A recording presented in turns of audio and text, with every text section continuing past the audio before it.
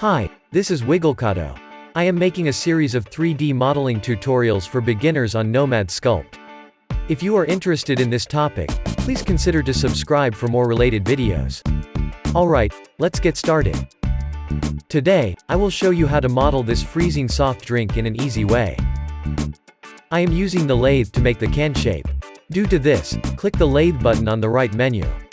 Then choose which way to draw by clicking the left menu. In this case, I've chosen path to draw the shape. Now, you can see a line in the middle of the screen. This is an axis for the shape to rotate. Draw a shape of can's edge to create the model. Here is a tip for you. I found that using a mouse is easier than using the Apple Pencil. If you have a shaky hand like me, you can try this method. Click the green point to create the 3D model shape.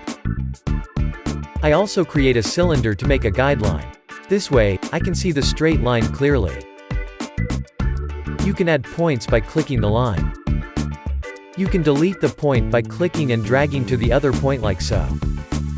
After I have defined the shape, I use the post subdivision function to make it smooth.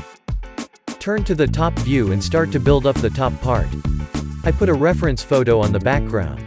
Then, use a tube to draw a half path of the cutout and mirror it like so. Make another cutout by using a cylinder.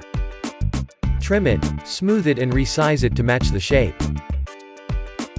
Select 3 shapes to merge it. Here is a tip. To cut out the object which you need to turn off the layer.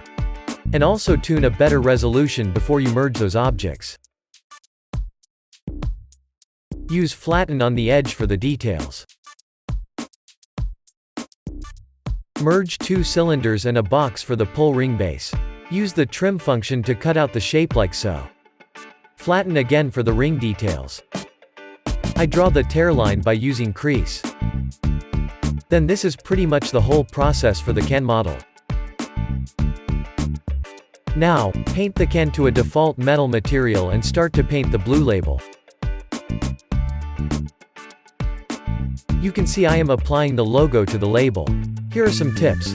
Choose a light material to make the graphic clear. And set the fall-off diagram from triangle up to a completed full chart.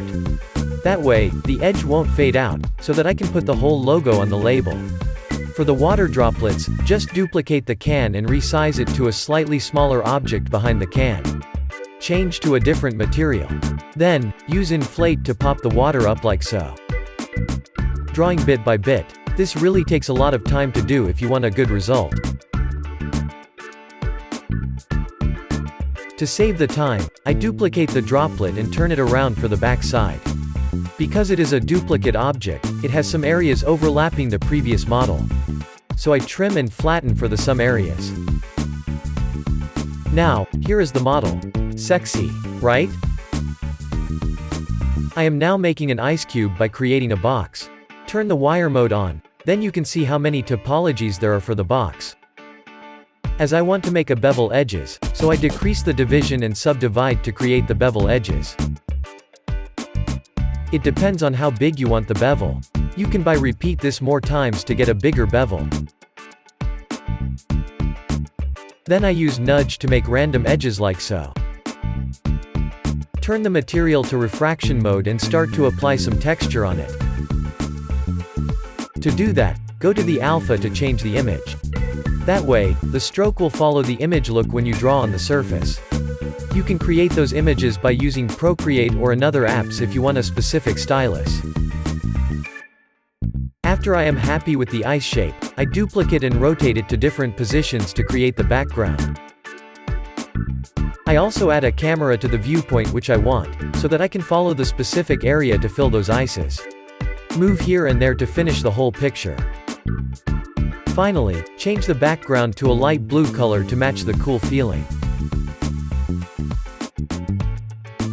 Alright, this is pretty much it for this tutorial. I hope you guys can get some of ideas for Nomad Sculpt. Thanks for watching and I will see you in the next videos.